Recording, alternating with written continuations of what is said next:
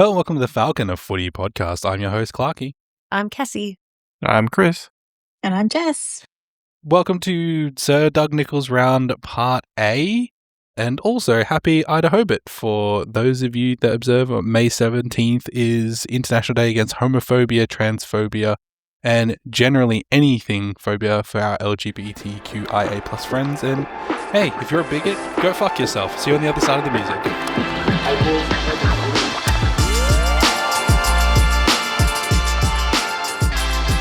I think that's a strong intro. I think that's how you start every episode, by telling people that you don't want here to go away. Yeah, and I'll cap it by on the other side of the music. I'll say, hey, if you want to be a bigot to First Nations or Indigenous Australians as well, also go fuck yourself. Happy Sir Doug Nicholls round. It's so good. I really love the Indigenous rounds. Like, it's so much fun. There's so much energy.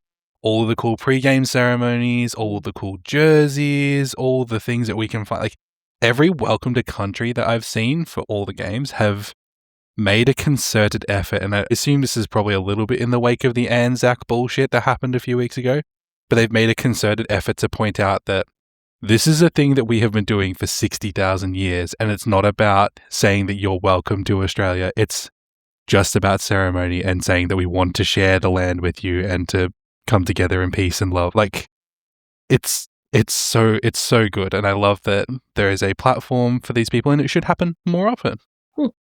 How have you guys found it?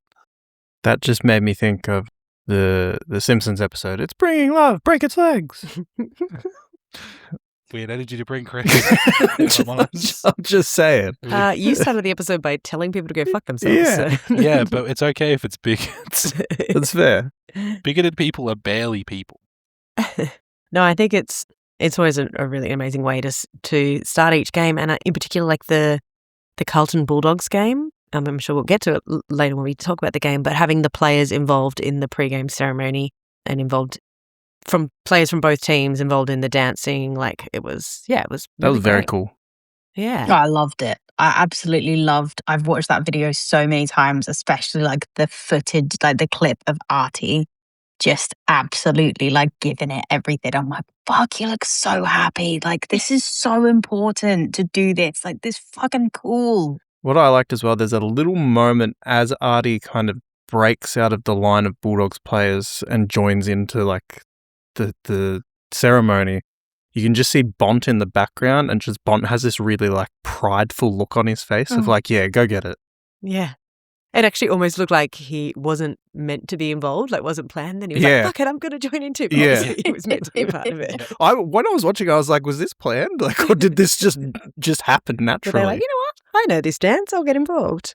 Yeah, it's so much fun to see the players expressing themselves in that way, especially given historically, how we've treated any sort of showing of culture in the AFL. So it's finally good to just be like, I don't care whether people like it or hate it. It's there. Like, love it or turn it off. Like, I actually don't care. Like, seeing what stuck out to me was Brisbane and Geelong, obviously the first game of the week, but seeing all the players like really enjoying the smoking, the cleansing ritual. And there was a point where, so the lovely fella's like going around with the branches, and they're sort of like, he's keeping them like smoking and trying to like keep that balance of, I don't want them to be on fire, but they need to obviously the smoke for the cleansing. It does pretty good. He gets through Geelong like no worries, and he goes over to the Brisbane queue, and he sort of gets to around like Zach Bailey, and he's like, oh, it's going out a bit. He blows on it and it like explodes in fire. Like, it's just a little bit too much. You see Zach Bailey just like, whoa. Eucalyptus will do that. It's so so funny, but like, it's just like, they're all just so into it, and they're just having a good time. Like, there's just smiles and laughter. Isn't that what football's about? Yeah. Yeah. Remember when we cultures. used to laugh and enjoy football, and we didn't have to worry about people being dickheads every week? It's been good. We thought that, given it's Sir Doug Nicholls round, we would pick our favourite Indigenous jerseys. Obviously, it would take us a lot of time to go through all 18, and they're all incredibly special, and they're all incredibly personal, that detail wonderful stories and journeys of First Nations peoples and First Nations players in some cases. So by all means, go jump onto the AFL website. There is literally an article that has all the jerseys on there and all the stories behind the artists and the stories that they're portraying with their art. But maybe we just go around the room and we'll talk about our favorite ones. I'm going to jump to you, Jess. Oh, I knew you'd start with me. Yeah. I find it really hard to choose because I just love Indigenous art and I think it's really cool. I even did a project on it when I was in England in my art class because I love it that much. So I find it so difficult to choose, but I always gravitate towards the colour schemes that are like the reds, the blues, the yellows. I don't know if it's just because it looks more like the Aboriginal colour set, but I really love Adelaide's jumper. It's just like I look at it and I'm like, yeah, that's it. That's the one for me. Yeah. Adelaide's jumper this year was designed by Wayne Miller. Yes. And so just to go a little bit off what the website is telling us about is it's about his two mobs, the Naranga and the Gunji Mara, with footprints tracing his path through country and football and symbolizing his nana and ancestors and offering guidance and protection to him. And it's really cool. Like, it represents his junior clubs and his journey through AFL at a higher level. And it's a really, really solid jumper. Yeah, I love it. I think it's like the circle around the middle that's kind of got like that mandala kind of, it just really draws your eye in. And I think that's the best part when you're watching them play as well, where I'm just like, oh, I forget who I'm even looking at because I'm just like watching the art sort of play through the pitch. Yeah, it's cool.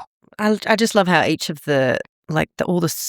all of the designs are just so personal to either the artist or the players in particular. And you're like, they're actually like, okay, this is their story. So the Collingwood one is about Bobby Hill. And it's like, this circle represents this and these handprints represent this. And the grass trees, it's specific to the individual players. That one it's got the two suns just under the collarbone that I think represent his Norm Smith and premiership. Yeah. I think, if I recall from what I read on that, and it's so good. Cass, while you're up, which one's your favorite? I really like, I love Wally Allops. I love theirs every year. Stephen Hill always works with someone every year and comes up with an amazing one. But I think when I was scrolling through all the others, I really liked Geelong's. And I think the thing I like about Geelong's, it's like part 2. Like, they do a different one each year. Or, they did one last year and then they built on it for this year, the same artist. So, yeah, I just really like the look of Geelong's one. Yeah, so it's called Saltwater Stories Volume 2. So there's 2 versions of the Guernsey this year. A predominantly white iteration, which they're going to be wearing in round 10, and a blue variation, which is going to be worn this week in round 11.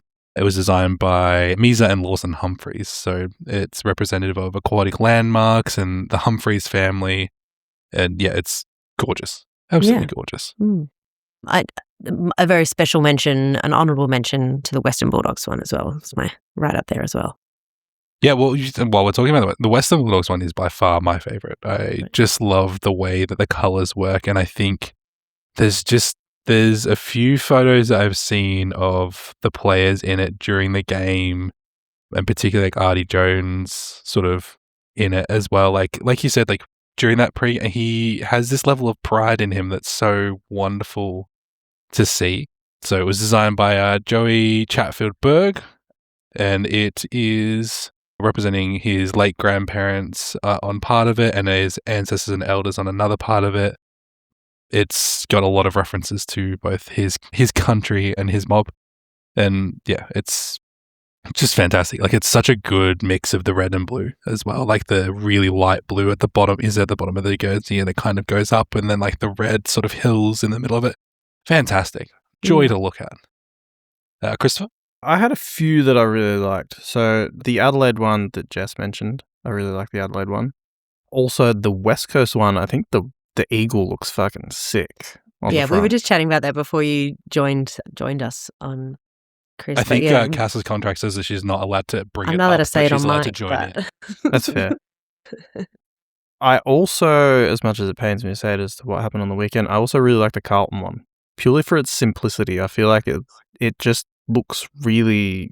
I can't even describe why. It's just the Carlton logo really stands out in the middle, and then you've got like the designs around it. I really like that one as well. Yeah, I think really like the it's- crockett, sorry. Yeah, sorry, I was agreeing. I was about to say with Jess, I was like, I really like that it's got the animals. Jess really likes the crocodile. We were talking Yeah. about just before. I also appreciate that they're wearing it for all 4 teams. So they've designed this with AFL, AFLW, VFL, and VFLW in mind, and it represents the 7 seasons, I think. Huh. Is what it's. So they've got the rainy season, the monsoon, knock 'em down storms, barramundi season, heavy dew, big wind, and the build up. There's obviously for Indigenous names to it, but I'll spare the listeners from having to hear me attempt to pronounce them as much as I want to, because it's absolutely gorgeous to hear. But it's beautiful. Is it designed by Jesse Motlop? I think. No, Or is he? it's He's very involved. Kian McHugh, I think, but it's about It's him, about Jesse. Yeah. Jesse, because Sorry. he's from Larrakia, which is where the seasons are and where the art is from, I believe. I think we could do this all day, and they're all absolutely wonderful in their own ways. I think Richmond as well just do it consistently good.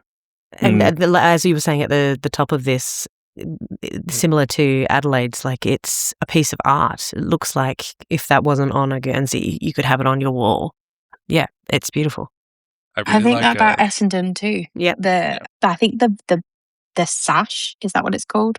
From shoulder to hip. Yeah. Like it really lends itself, like the Essendon one with the 2 snakes connecting in the middle. Sick as fuck. So good. It's such a good take on it.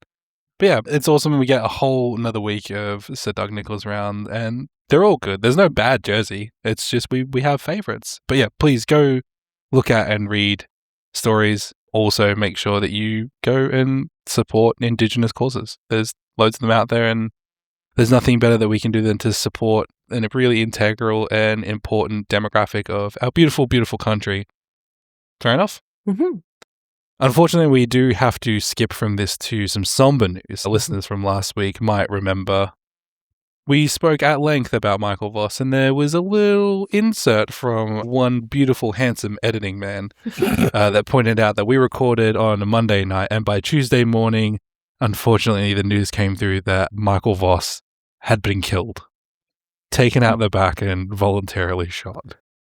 He resigned officially as of Tuesday morning. Apparently, it had sort of been a few days in the works, which I guess means he would have resigned while he was in Brisbane. I think I read somewhere that he said before the game even started, he said, "This is going to be the last game that I coach. Just a heads up. Like whatever happens, I'm out. Peace." Did he say that to the players? Verbatim, yeah. I'm out. Peace. That's what he said to them at halftime. He's like, "You haven't listened to anything I've said at halftime before this. I don't know why you'd be listening now." So such a guy that's just like, you know what? I'm packing up my toys and I'm going home. I get it. What a rev up that is. Whatever happens, this is the last game I've coached. They did have a fuck you all. They objectively had a really good time, so I don't know what to take from that. Because they were all like, "Oh shit, we need to impress Josh Fraser now." Well, impressed they did, Chris. Impressed they did. But yeah, I'm kind of torn about how to feel about this one, because there's obviously the glaring follow-up that we have from this week, which is Michael Voss leaves and then Carlton win their second game of the year against the Bulldogs. And then on top Chris, of that, we've got to put it on the record that Chris did tell us that this would happen before he knew Voss had resigned. So we really should have listened to him. We really should have. Everyone should have listened to me for their tips. Yeah, we should have. Sorry, Chris. Thank you. Don't apologize to Chris. I called this because we didn't have Tim English, that we would lose. And that was before Voss resigned. And then he resigned. You did tack on that if he was killed, that you would get the also the fresh coach bump. Yeah. The interim coach bump.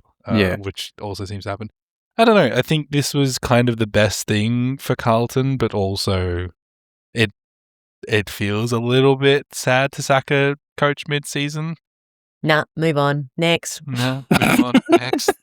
He's got a job to do. He's got to get his team to win, and he's not doing it. Plenty of other clubs are not getting their team to win, and their coaches are not fired. I'm wondering about Brad Scott. I was thinking about Bevo, but yeah, that's fine. Whoa. Well, okay. We're in an injury crisis, Clark. Injury crisis. There's There's always a lot with your team, Yeah. though. So maybe that is a coaching problem. What's he doing? Maybe the Pushing- Sounds like maybe the high playing them. performance coach needs to be looked at then. Maybe that's what it is. Maybe the doctor. Sounds like every coach should be high performing if they want to be in their jobs. But what did you guys make of this news? Is this the best outcome for Carlton? Was it maybe too soon? Should they have waited? I think it was like. I mean, I think we're all just surprised that it didn't come sooner. Yeah. I agree with that. I feel immense sadness just because I like him as a person. I don't know why I like him. I don't know him. Well, now he's got a lot of free time. He's got a lot of free time to fight crime and do. He civil looks duty. like he would come over and help me like shift some dirt in the backyard or like fix my like broken something in the kitchen or something. Like he just gives me real dad vibes, and it makes me sad that now he doesn't have a job. But I do think that it's the best thing for Carlton because they just are going further and further down the pipe. But I don't think them winning this week is any reflection of him not being there. I think it's more like when somebody's dying and they have that like last wind just before they finally get like finished off. I think that's what's happening with Carlton. It's cool to be like, hey, this is a good thing for Carlton, but also you guys are still dead. No, they have to like fully die to be reborn like a phoenix. They need to. The rest of this year is just written off. They're still smouldering. Is that what's... Yeah. Okay, there's no signs of life. We'll see. See. I Is do it think still... Carlton fans are just some of the most vocal fans that something needed to happen. Yeah. Is there... Can they still mathematically make finals? Sure. I mean, mathematically, If they win every game. Yeah, but surely it's not going to happen. They just need to finish 10th, right? And make the Yeah, wild card. Actually, that's just true. to make the wild card. Yeah. Well, while we're talking about Carlton, then should we go straight to one of the bias games of the week? And hey, Chris. I'd rather not. Yeah. Moving on. Anything you got to say about this one, Chris? It was one of the worst games that I've watched. Like, from both teams. Neither team was good. I messaged my old boss, who was an absolutely mad Carlton supporter. I think it was in the third quarter. And I said, this game is absolutely abysmal for all involved. And he just replied and said, this is horrendous. Neither team played good. We were horrific. Good on Carlton for getting a win. Yeah. And the injury crisis continues at the Western Bulldogs as Bailey Williams is still a while away, and also is it Riley Garcia has now also been announced as injured. Yeah, Riley Garcia was almost on his way back, and now he's re-injured himself. Bailey Williams did a high hammy in the game against Carlton, so they're saying he's going to be out for at least a month. Yeah. What's happening with English? Too many concussions. Yeah, well, it was his 7th concussion. Wow. They said today that his fitness for the game against Melbourne this week will determine if he passes concussion protocols. So it was a very kind of just straight bat answer. They have said that James O'Donnell will most likely be back this week. So that gives us a defender. Lobb played against Carlton, but he played in the ruck for pretty much the whole game. And Liberatore. I think there's doubts that he will ever play again. Oh, Yeah, God. also still too many concussions. Sitting Yeah. on my bench in my fantasy team, I can't drop. I wouldn't hold out hope that he'll come back to your team. Yeah. Too many concussions, and I think that there's just a lot of talk around what's best for him as a person. I mean, he was probably going to retire at the end of this year anyway. Mm. So yeah, we'll likely lose, I think, at the end of the year, Libba and Treloar. What would you like to see yeah, Libba do Troll. post-season? I'd like to see him do his very own roaming Brian type situation. You know, where he interviews people where he doesn't really ask them questions. Have you seen him do that? Yeah. And so, have you? And what do you want to think? What do you reckon? I still can't stop thinking about the time that he went into the rooms at Adelaide and just went and saw the guy who makes the buffet for the players afterwards. He's like, and what's this? Oh, salted cucumber. Wowee. Fuck off. Maybe Libba would be better than BT. Well, Libba, I feel like, is prime for like additional, like unhinged podcast hosts areas. So I think all of us should consider whether or not our jobs are safe. That's fair. He's got everything that matches all of our energies, which is Simpsons memes and the ability to just say whatever they can off the top of their head. And Italian. There's also that. Italian, yeah. Well, that's where he's got you covered. Yeah. The Bulldogs were ahead for this so much of this game that I was just like, oh yeah, like this is just going to happen. And then the fourth quarter, Carlton just kicked away. And Yeah. I wasn't expecting it. I don't think anyone was expecting it. I Cripps is was. back. Chris was. Don't forget. This time last week. I was definitely expecting it. I'm going to give Chris whatever the opposite of the benefit of the not doubt. Truth, the benefit of the truth, where I think maybe he was hedging his bets, where he would have been happy to have been wrong. Oh, I would have been happy to have been wrong, but I knew I was going to be right. Yeah. I tipped against my team, so that way if my team loses, I still get a tip right. I don't do tipping, so I didn't tip. I know you don't do Don't tipping. forget. I just give the tips. So on the topic of Voss resigning and Brad Scott, so I was talking about how then we mentioned on the pod before about they won't sack Brad Scott because he's got that clause in his contract that they have to pay him out $1 million if he gets kicked out early. Yes. And we were talking about it at home, and my husband was like, yeah, but what's $1 million? Like, if you've got people not turning up to games at this stage, sack your coach, you'll win, and suddenly everyone will be like, fuck yeah, and start coming back to games. Imagine the amount of Carlton supporters that are going to be at games next week after what's happened this week. I know that the weather was terrible, but it was very funny to see just how few people turned up at the Essendon Freo game. They were all undercover. Like, when you looked closely, they were just many All rows the way back. at the back, yeah. But the MCG looks so empty, So empty. in the wet. Then did you like just one guy sitting there without a poncho on, without a hat on, just looking angry? We'll transition quickly to your game, Cass. But I do think maybe we need to do a coach watch. Like, is Brad Scott the obvious replacement for the next coach watch of what's going to happen here? Or We got to watch Brad Scott, I think. Oh, I thought you were talking about Vossi's replacement. I was like, whoa, hold on a second. I'm just bringing another shit coach to replace well, actually, Vossi. you know what? That's probably a good question for us to ask. Like, who do we think should replace Vossi? Because Josh Fraser has said that he doesn't want the job, and I don't blame him. Has he? Yeah, I thought he went on record as saying, "No, I'm not throwing my name in the hat for that." I just love that the caretaker coach is like, I'll step in for now, but I'm not hanging around. Yeah, I absolutely don't want this job. There has I've been seen what word you this do. week about J-Lo going there next year. He's already categorically ruled it out. As he doesn't have any fun in his life as it is. Why would he want to coach Carlton? Why would he want to move from a casual contract to a full-time contract? He's got it sorted at the moment. Why would he want to move to a team that he's coached success to a team that is in abject misery at the moment? No, thank you.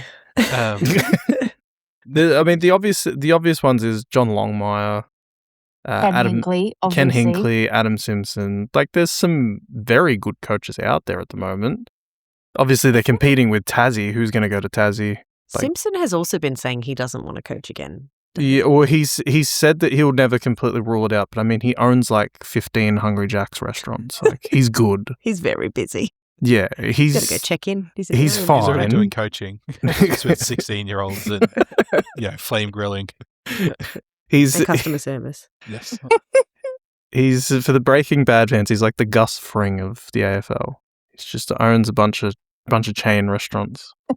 Yeah, but I don't think he's completely ruled it out. I think he said in recently because they tried to draw him into talking about it a few weeks ago on Fox Footy, and he basically said, "I'm not going to talk about this while Michael Voss is still the coach." He said, "I know how it feels to be in that position." It's like the bottle's not even cold yet. Yeah. But he pretty much said that he wouldn't rule it out, not this Carlton specifically, but he wouldn't rule out coming back to coaching at some point. Their list is also at a bit of a weird spot at the moment, especially losing TDK, because Cripps old now. Wiedering is probably in his prime, but he's kind of getting to that borderline of starting to get towards the end. Pitnet is their ruckman, old. They've just there's quite a few. Harry McKay's not exactly young. There's they're just at a weird spot because I don't know if they need to go full rebuild, but I feel like they need to kind of just like send Cripps back to WA so that he can try and We'll take him. Yeah, so he can try and win a premiership to finish off his career. Like just send Wiedering to the Bulldogs. We'll take him. Like, just commit Fill off all your assets. Yeah. This is like an estate sale now. We're just going, we're just going to clear all this shit out. Who do you want? Who you want, Melbourne asks for Michael Boss's bench press to You can have Adam channel Chera. in those massive forearms and biceps. Like, commit to, like, building your team around, like, Walsh, Jagger Smith. I don't know who else. One of the Cambriels. The new kid, Jack Ison, was looking good. Yeah, Ison looked great. Sure, he looks good. Like, I don't know if they need to commit to a full rebuild is what I'm saying. Their list is in a weird spot. Yeah.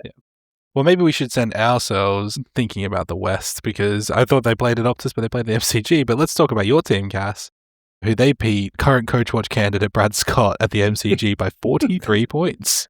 Yes, they were at the MCG, and I didn't go. I normally try to get to every game in but I didn't go this week. It was raining. It was cold. I was out all day Saturday. I wanted to be at home on Sunday. That would have been me, that guy sitting, one person sitting in the crowd with my arms crossed. You would have ended up being that lady that flipped off Pat Voss, which was very funny. That was. I thought I caught it on the Pat Voss kicks a goal and he goes and gives it to the crowd, and then just one woman, she really thought about it. I think that was the best bit about when, like, her flipping the bird, is that she sat there, she was like arms crossed because it was cold, and then she was like, nah, fuck him. Just gives it to him. It was really, because he used to play for Essendon, he was really, anytime he did something good, he let the crowd know that he was doing it, waving his Freo Guernsey at them. And yeah, how many goals did he kick in the end? 4? Five? Yeah. That's Too many. When he kicked out 5 goals last time he played at the G as well. Yeah, if it's against Essendon, he's going to have a good time as well. Yeah, it's not much to say about this game. We probably should have won by more. My friend did the maths, and if we had won by 17 goals, we could have finished at the top of the ladder, percentage-wise. Unfortunately, that didn't happen. Yeah. Okay, good. So what's the maths? 17 goals. So, yeah. All right, good review. Yeah. Where are Freo currently on the ladder? Second. And you daring to believe? Not saying anything out loud. Because we know what happens. You name the episode Flag Mantle, and then next week we'll lose. So, well, that's what we're calling it this week. What is it? 9 in a row now? Don't know. Want to know who's 8 in a row. No, it was 9. 10 games, 9-1. Yeah. And you only lost in round 0. 1. Yeah, the game I went to in Geelong. Yeah. Very good. Go Freo. Mm-hmm. She won't even say anything good Just about trying to it. keep the lid on. Just trying to keep the lid on. I'm actually kind of tired about talking about Essendon because they're just like spinning their tires at the moment, and I have nothing more to add to it. But it's a pivotal moment for them this week. Dreamtime Friday night against Richmond. It's the Salah Dweller Cup, 17th versus 18th. This is a big game. If they lose this, Scott might be gone. Well, they've They didn't say that. It'll still sell out, right? Even though it is those two teams. Yeah, surely. Yeah. I mean, if anything, it's probably better because both teams thinks they can probably win at the moment. This might be one of their only wins for either club this year. So I think that there's even more of a reason for it to be a sellout because neither team is kind of head and shoulders above the other. Great. I have to figure out who to tip for this game. Yeah. Hey, Peter Chris, who do you think? Wright's out. Yeah, Chris, who do you think? With no Peter Wright, I think Richmond will win. Done. All right. Everybody note it in your calendars. Yeah, go Freo. I think you guys are pretty locked into the top 4 at the moment. And I don't see that changing anytime soon. One of my friends did book flights for September. See, you won't even say that you think that they're going well, and then you've got the other side of the coin, which is I booked September. Not me. My friend, he's from Perth, is coming over. I've taken the whole month I off. already live here. I don't. I said your friend, didn't I? Yeah, right. Didn't I? Anyway, the only thing I do have one thing to say about Freo, which is not even specifically about Freo. Why the hell is Dreamtime at the G a doubleheader on a Friday night? Oh, Can we just talk about how fucking stupid these eggheads down at the fixturing department are like, oh, hey, marquee game, Friday night. You know what? We do need to back this with and with all respect to Freo, we do need 7:45 Dreamtime game that is the spotlight. Just throw St Kilda Freo there. Just throw it in there. Why not? At Optus. I walked past Gillan McLaughlin out the front of my work. Out the front of my work last week. You spit No, I was tempted to tell him to come back.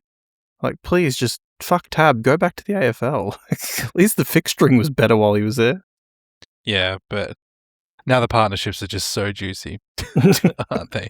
Absolutely no good. Yeah, fucking absolute shit. So there's only one game on Saturday night. Yes. No, there's two. Yeah, there's and then only two on Sunday. Oh, there is only one, and there's two on 4:35 on Saturday. Yeah. It's Geelong and Sydney overlaps with Collingwood and West Coast, which, whatever. But also terrible fixturing.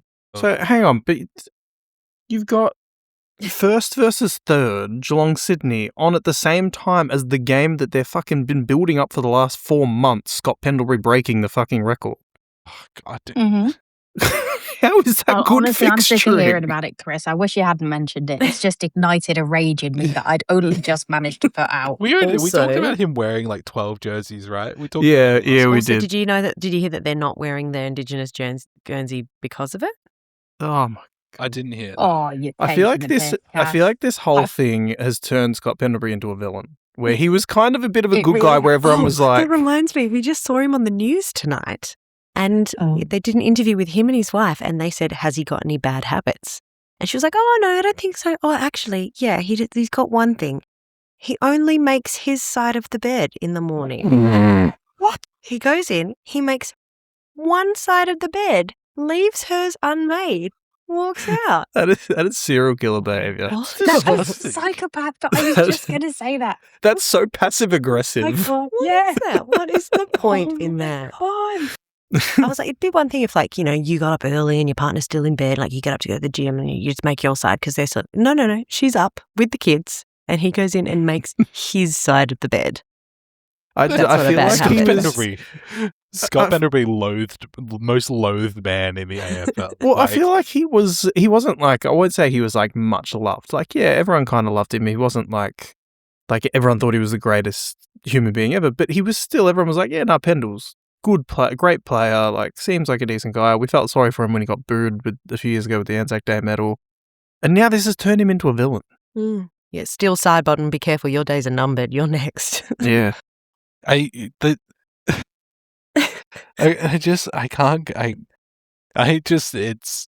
the weird cash grab with the jerseys. They're not wearing the Indigenous, making only your side of the bed. It feels like he's really selling out, and this is the last year of Pendles, right? Like, you would assume so. Taking games off so that you can perfectly line it up when you're playing one of the worst teams in the league, so you guarantee a win on your record-breaking game. He's making like upwards of $100,000 on these Guernseys. How much debt is he in? He's in a lot because that guy, his old agent or something, stole millions off of him. Yeah, it's really gross. Hey, turns out, who'd have thought, guys, Collingwood, loathed team filled with loathed players. And do you know what's still funny though? He's still younger than me. You had to say it out loud. Anyway, yeah, good luck with your stupid gold jersey or whatever, mate. I'm gonna watch Geelong Sydney just to spite him now. Yeah, you do that. You make the difference. Yeah. I will. I'm not gonna watch either. Well, bro. Come on, let's talk about Melbourne. Yeah, start the timer. Look, I was going to interject when you were talking about lids earlier, but I'm glad we finally got here. So apparently, beating Hawthorn isn't that special. Because apparently everyone can do it. That's rude. We thought it was special last week, but apparently Melbourne can do it. We can do it in a very, very satisfying manner. Jess, do you want to take us through the Clark's version of what happened when this game was on? Which is equivalent to us not watching it. Oh yeah, you guys were out. Yeah, we were. We had the weirdest trouble. Saturday. Look, we messed up our whole routine because we went to visit my parents on a Friday night, which we never usually do because we're at home watching the football. But my sister got back from camp, so we went to surprise them, and it just threw everything out. And then somewhere along the line on the way home, we got a puncture and we didn't know. Oh. So then Saturday rolls around, we all get in the car, and Elsie's super excited to go to the shops. And now she's like really aware of like routines and places, and she gets really excited about stuff. So we said, oh, we'll go to the shops and we can get a coffee and we'll do the shopping. And, she's pumped, we're pumped, everyone's having a good time. We take a different route out of where we live to go past the diggers to entertain her. It's all going well. And then through the nursery rhymes that are blaring in the car, I went to Josh, does a car sound weird to you? And he was like, yeah, no, I thought that. That's the pause of the music happens and you hear that iconic thwopping of the tyre. And I was like, oh my God, I've pulled over, completely fucked. Just no air in it, absolute shambles. Cancel all the plans. Elsie's livid. We had to go home. A whole day had to pivot. Anyway, we ended up getting it sorted fine. And then I'm like, well, we have to run errands this afternoon then, after the nap, the toddler nap. So then we go, oh, let's just go to Costco and just get it out of the way. Tonight, it's a bit of a drive for us. It's like nearly an hour away. So like, whatever, go to Costco. And it, of course, coincides with the time that the game is on perfectly.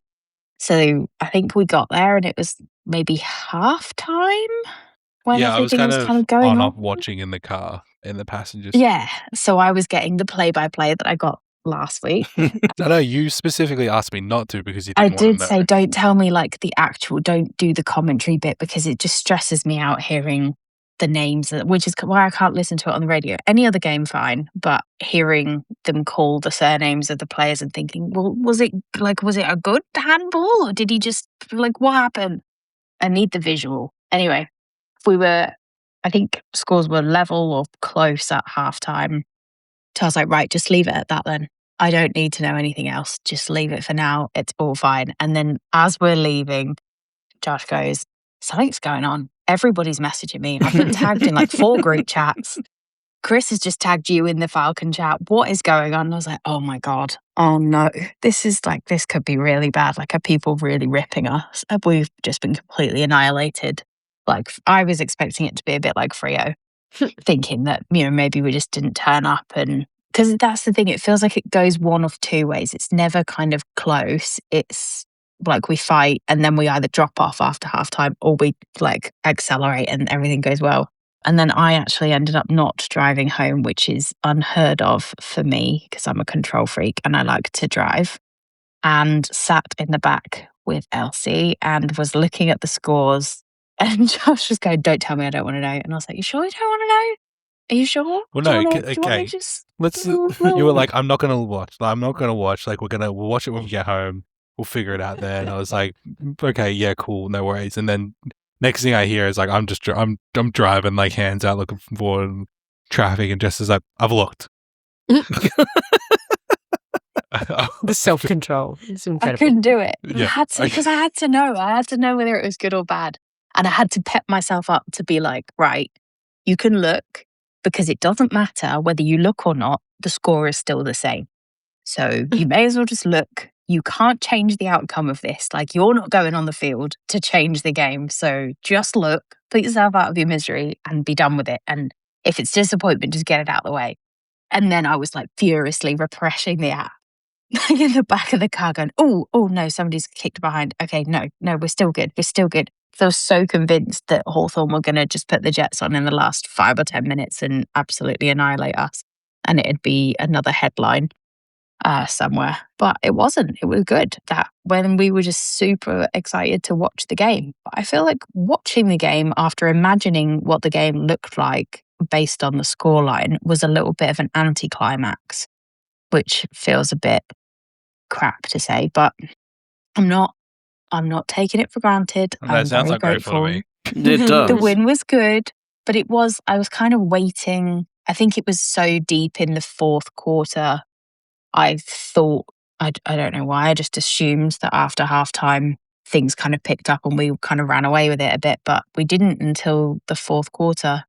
But it was still good. I feel like we started really well. And when we came out, the first couple of goals that we got, there was a real energy that you could see from them. And it was that glimpse that I got at the beginning of the season where I was like, yeah, no, like we can do this. Like if this is how we're going to play, it's going to be great. I love seeing that cohesion and that culture coming through. It's great. And then it kind of, I think Hawthorn rattled us a little bit. And then we were just kind of staying in line with them for a bit. And we never really pulled away until the fourth. And then we had a really good run again and we were just electric and it was great. But they kept Cozzy so quiet. And I feel like he brings such energy and vibrance to the team that when he's being so heavily tagged, it mutes it all a little bit, which is, it's not entirely him, but I think his value is in the team is really not to be understated.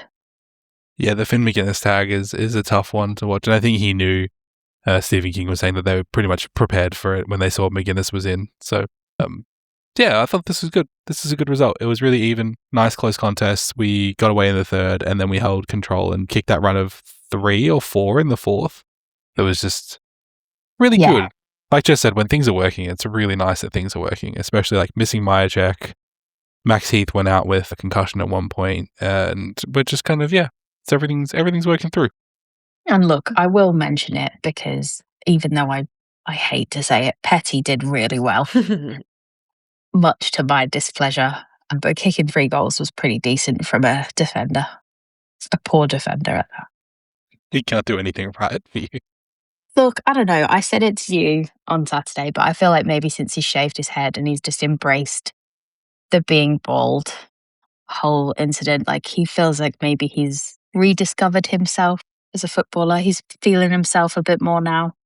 He's kind of got his groove back, which is nice. Just be bald and be happy. A weight has been lifted since he's removed all the hair. Oh, I'm so much lighter. I'm free. I can be me. He's vibing now. It's great. But Daniel Turner, oh my God, I think I've never really appreciated how good he is as well. Like he felt like he was on fire on Saturday. And it was, I always put a lot of weighting into the Lever-May defence combo, I think. And I was a bit worried when that started to break down. And I think towards the end of last year, you really got to see the cracks in all of that. And it was, I think, related to the culture as well as just their age and their talent as footballers. But Disco's kind of really filled that gap really well. And I feel quite optimistic about that. I will say, watching this game, particularly in the second half, Melbourne, the new Hockball. They were fun and exciting, and Hawthorn are old news. Hawthorn who? Exactly. Who? When they fucking didn't rock up to that kids' clinic because they were too hungover, Ginnivan and Watson, that was when Hockball was over. Hockball is now... Hockball died that day. Hockball died that day. One sick kid. Hockball died. It's now Dockball or Mockball. Keep workshopping. Keep going with it. Keep I like that he now. didn't go with D-ball or like Melball, or he went with like the most difficult. He tried to use the most difficult syllables he could think of. Oh, God. Speaking of that, though, did you see that they counted the wizard hats with Pickett Pocket? Yeah, this is Chris's favourite thing, a gimmick. As a neutral. Merch. I was Chris, very how do you feel annoyed. about organised fun. I was very annoyed watching this at the start of the game because they were like, I can't remember which commentator it was on Fox was like, oh, we've got the wizard hats. We've got, is it Wizards Bay or something like that? Yeah. I think it's Wizards Bay. And they said, to counter that, we've got Pickett Pocket. And I was like, oh, just burn them all. Like, fuck this. Was it Ruby Slicer? It might have been. Because she was doing the broadcast. I think I saw her. She was holding the wizard hat and the cap at the same time. What is a Pickett Pocket? Is that you have to keep your They just had thing... hats that said Pickett Pocket on it. Oh, it's not like... They're just caps. I just started thinking of the song from Oliver, you've got to pick a pocket or two. And everyone's sitting there. They should play that when they score. And then both Nick Watson and Cozzy Pickett had quiet games because Cozzy was tagged and Nick Watson was just Hungover, probably. hungover probably. But it's good that they So- didn't call it the Wizard's Sleeve and they called it the Wizard's Bay. So this week we've got another Falcon Derby with Melbourne playing Yeah, Western no. Bulldogs. Only one. Yay. The Who's gonna win, grand Chris? final Unless it's a rematch. draw. Who should we tip? Might be a draw. Chris? I need to wait and see the teams first. It all hinges on if Tim English plays or not. Okay. The Bulldogs' skill is apparently all in Tim English. Mhm. Yeah. In his head. Yeah. My favorite thing about the Melbourne Bulldogs rematch is always that if we win, great, and if we lose, well, at least we have 2021 to fondly look back on. If we just need one game against the Dogs, that makes us feel not like shit. I don't remember that year. It's We're just in a lockdown. It didn't blackout. count. Yeah, exactly. Also drunk. 2020 and 2021 just wiped from the memory. Yeah. Stop the timer. We can move on. Hey, Cass, did you do your homework? Did Cass do her homework? I want to do some investigative research. Oh, maybe I'll set myself a task for next week. I don't have any more homework, do I? Chaz still hasn't been to NQR. The quickest segment of Womp all. womp. Chris, did you do your homework? No, I did not. All right, play the theme. This is the quickest version of this segment that we've done so far. Did Cass do her homework? I want to do some investigative research. Oh, maybe I'll set myself a task for next week. Now, we've got a couple more games on the list here that we wanted to talk about. We've got St Kilda Richmond on here, but only quickly because we thought it might be worth discussing. St Kilda have been removed from the Pride game against Sydney. The Pride game has now been moved to round 17 against the Western Bulldogs in the wake of the Lance Collar Yay. incident. Yeah, the Bulldogs are a great team, a great ally team. They've been very positive and pro-LGBTQIA community. So I think that's probably a fitting move. But the statement from the CEO was one of the most confusing things I've ever seen in my life, considering he was one of the people who was kind of doubling down in not necessarily directly defending Lance Collard, but also not being like, yeah, our player is a piece of shit. I do like that one player has caused them to lose a marking game. Like, That's fuck 'cause he you, did it Lance again. Collard. Yeah. He's done it twice, right? So I said this just before we came on air. I'm not saying that I disagree with the move. If they both agreed to this, then sure, fine. Like, you know, the game should be in a safe space with teams who are committed to not being pieces of shit. But also, Lance Collard has done this before. So everybody gets one? Is that the rule? I guess you get one. Yeah. I Well, guess you get one. Maybe, you know, I personally didn't hear about it the first time, but it really blew up this time. So I guess it met too many ears for it to be ignored. Did we end up getting a conclusion to that story? There was the whole thing with the terrible... They dropped it back down to 2 weeks, the review panel, and then they released that terrible statement saying, oh, well, footy's a tough game. It's fair to be racist and homophobic sometimes.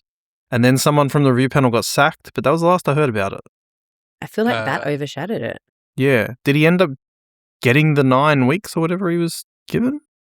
They've reduced it to it's a 4-match ban and 2 games are suspended until the end of 2027. Okay. So the appeals board found that the initial penalty of a 9-game suspension was manifestly excessive, quote unquote, reducing it to 4 matches with 2 suspended till the end of 2027. I don't know what that means by 2 suspended, but either way, 9 was probably right. And I being a think because dick. St Kilda did appeal it, I think you can't say all the things that they say before their Pride game. You know, we stand for this, we stand for that. And then to go, oh, no, 9 weeks is too long. Like whatever penalty he was given, they should have just been like, yep, seems fair. That's a fair point. Yeah, I think you're right. And I think this negative kind of everything that's happened afterwards has, like, the shockwaves that have come from this have been like a spark to kind of, I don't know, like a catalyst to ignite this debate of like, well, should we be doing this? Is this a bit like two-faced of us to be saying we stand for all that? And then And that's probably why Sydney have gone, do you know what, actually, fuck yes. There's so many more teams in the league that we could do this with that don't have this hanging over their head. Some do, surprisingly. But I think that's probably why maybe the last one has gone under the rug a little bit, and now it's too hard to ignore, and it looks pretty poor not to do anything significant over it. Like, now's the time to take a stand. If nobody, especially because nobody else really has, especially with that bloody statement about, oh, it's just so hard to play football, and It's a hard if job. you just want to be homophobic here and Sometimes there. you just have a hard day, you throw a slur around, we know what it's fine. like. I do it at work all the All the time. It's all good. Well, speaking of all good, hey, the Eagles won against the Giants. Wow. Are GWS just bad? I feel like we're all underestimating they where they are. are because they're really low on the ladder and they haven't won many games. No Hogan and no Tom Green. No good ruckman, because Lloyd Meek is probably one of the worst ruckmen in the league for the new rule set. Lloyd Meek mauled. plays for Hawthorn. You're thinking of Kieran Briggs. Sorry, Kieran Briggs. The same time. You know what? Lloyd Yeah, Meek same guy. Lloyd Meek's in the same basket. It's like Lloyd Meek, True. Sean Darcy. Too big, too slow. Yeah, Kieran Briggs. These guys, they're just not built for it. When Briggs is getting absolutely teabagged by Bailey J. Williams, of all people. With all due respect, All due respect. well, After calling it a teabagging. yeah, Bailey J was disrespectful. I was being disrespectful to Bailey J, so it was kind of a disrespect circle going on. But he's not known for being a premier ruckman. He's known for being fine, but he absolutely clowned on him. It was funny Harley- because in my fantasy football league, two guys were playing each other, and one of them was like, "Oh, I just need Bailey to get 140 for me to win. Lol, ha ha, that'll never happen." And then that's exactly what he did. Yeah, lo and behold, Harley Reid was immense in this as well. Mhm. He was huge. Yeah, and probably the best game he's played all year. Did you see there was a parody, a meme, if you will, that went out this week that said, And what is this One of meme those that memes. Yeah, I've never heard of this. Harley term Reid's before. going to wear a sparkly gold 9 for his 50th game this week against Excellent. Hollywood. I think that would be very funny. If they just all come out in sparkly numbers, be like, fuck you.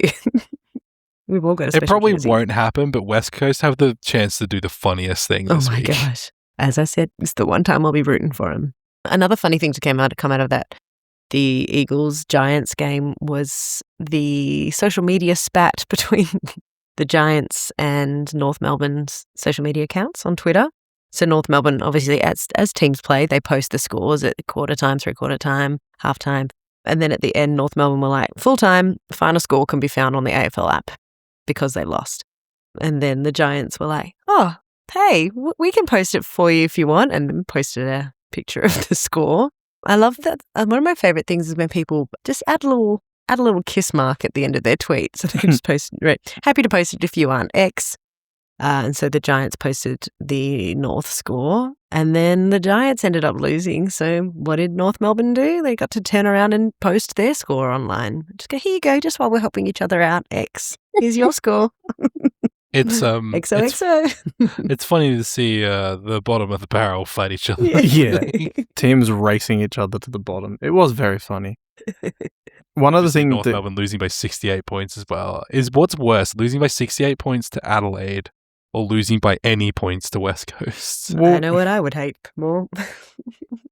that Adelaide North game, that second quarter was one of the most dominant quarters of football that I've ever seen. Adelaide just choked the absolute life out of North. They either couldn't touch the ball, or if they did, they immediately lost it. It was insane to watch. And they did kind of 10 goals? something like that. They kind of did the similar in the third quarter, and then obviously it's not sustainable to pull that off for an entire game. So the last quarter, North kind of peaked a few goals back. This easily could have been a 100-point loss if Adelaide didn't slow down the last quarter. And this is what I've been saying about North. I was about to say, I hate that Chris is right about two things in 1 week. This is exactly what I've been saying about them for weeks. And this just goes to show with the West Coast game, West Coast showed some actual green shoots. Harley Reid had probably the best game of his career. Josh Lindsay looks great off the back line. Willem Dersma looks like a great player. They pulled the most surprising move probably of the season by getting Milan Murdoch to tag Lockie Whitfield completely out of the game. Like he just did absolutely nothing. And that's exactly what you want to see. Whereas North, they're literally 10 years into a rebuild. Like they started their rebuild back in 2016. Is that true? Yeah. It was, I think, technically the first season. I think technically the first season was 2017. But they're 10 years into a rebuild. Like Melbourne have bounced back incredibly quickly. West Coast, I think we all thought they wouldn't win a game this year, and they're actually showing a little bit in a few games. Like, come on, North. This has turned into anti-North propaganda. Yeah, you know what? Good for West Coast, but I don't understand exactly what the Giants are going to do about it, but they need to do something quickly. Maybe they need to look elsewhere on their list for a ruckman because it's obvious that Kieran Briggs isn't working. Nick Madden did okay in the few games that he played. He did his knee, didn't he? But he's done his knee, so he's not great. Clayton Oliver continues to be really immense for them, as well as I want to shout out Harvey Thomas. Such a good player, Harvey Thomas. Yeah, really young. It was his 50th game, I think, this week. 50th? Yeah, I think you're right. Yeah, 50th game this week. And he's one of those players who's really benefiting from a new role being made for him. This is on top of it. Like, I think everybody rates the Giants because they've had recent years where they have been very competitive, but maybe they're on the other side of that window now. And this is where they need to start planting their shoots or starting to move the dirt back to find them. Otherwise, they're going to end up relegated pretty quickly by teams who are trying to rise. Like, for all the shit that we give West Coast, I think we can probably say that they've never not been trying. They've just they've had such an inexperienced list now, like for such a long time, that to get that amount of polish and even just the mentality to play four quarters, like this was a big test for them. I think it was good that it was at home. I think maybe if this was anywhere else, the result would probably have been reversed.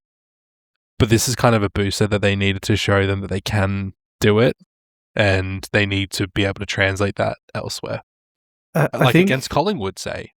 I think one of the things that has kind of become glaringly obvious with North is you look at Melbourne. No, I want to compliment. I want to compliment Melbourne on something. Oh, okay. Go on. Yeah, go on. Sorry, you look at Melbourne's moves over the off-season. They brought in Jack Steele and they brought in Brody Myercheck.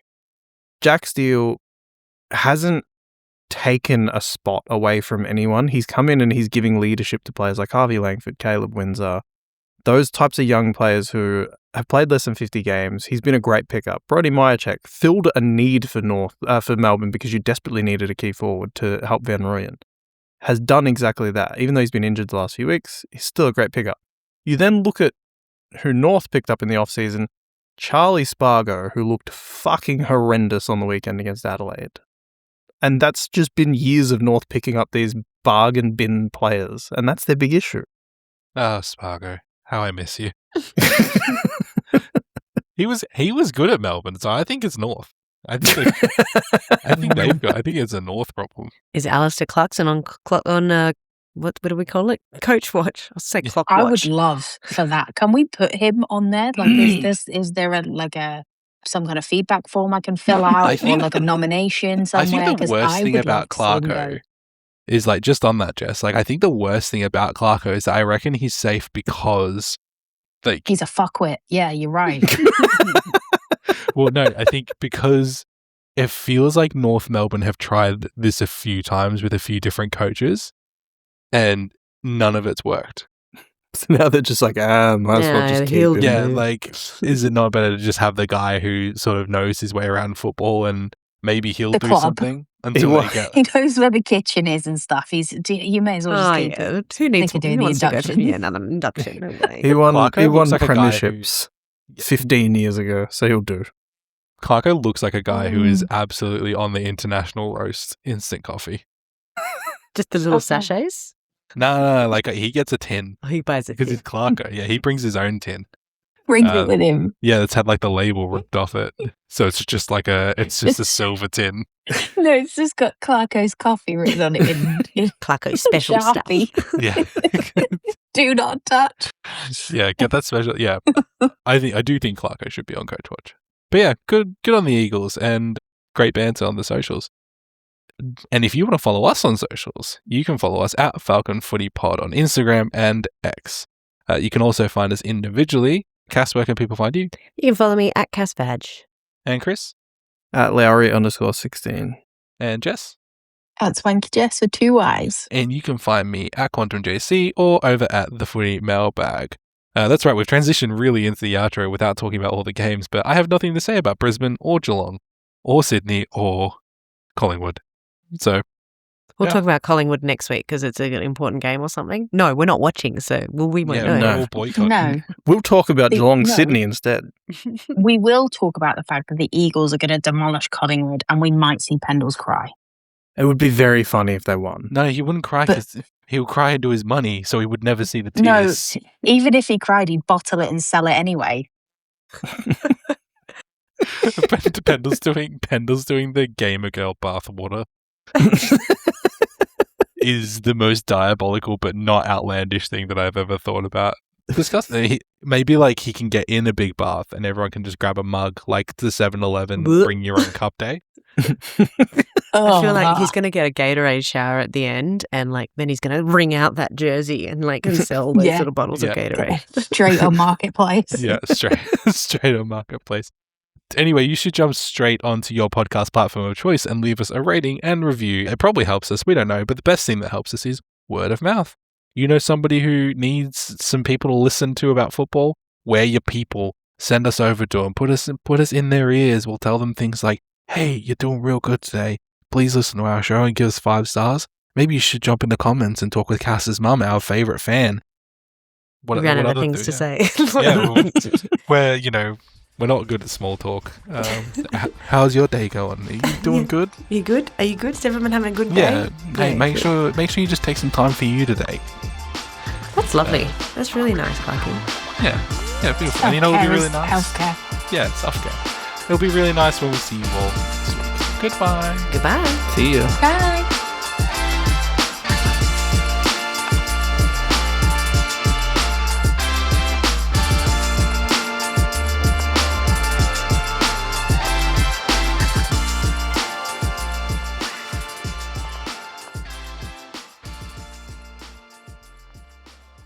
The entire team at the Falcon Footy Pod would like to acknowledge the traditional custodians and cultures of the lands and seas on which we live and record this podcast. We pay our respects to all First Nations peoples, elders and ancestors and thank them for their continued connection and contribution to this country's national game.